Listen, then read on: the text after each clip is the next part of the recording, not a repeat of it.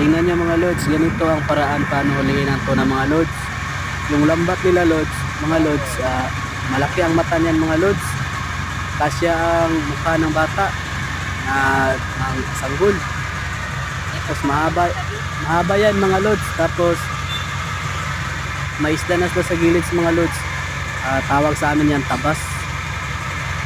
Isa-isa pala nila yung ano-mano lang yan mga lods, kasi pag mabilis mga lods baka malaglag yung mga isda sa ilalim.